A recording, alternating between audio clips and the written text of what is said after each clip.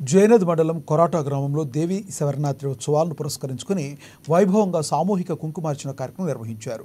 శారదా నవశక్తి మహిళా మండల ఆధ్వర్యంలో స్థానిక దుబేరాజు బాపు దంపతుల సమక్షంలో ఈ కుంకుమార్చన పూజలు వేద మంత్రాల మధ్య వైభవంగా సాగాయి. గ్రామంలోని మహిళలందరూ పెద్ద ఎత్తున తరలివచ్చి అమ్మవారిని భక్తి శ్రద్ధలతో ఆరాధించారు. ఈ కార్యక్రమంలో విశేషమైన సంపదలు, ఆయురారోగ్యాలు, సంతాన ఫలితాలు కలుగుతాయని పండితులు రాజుబాపు తెలిపారు.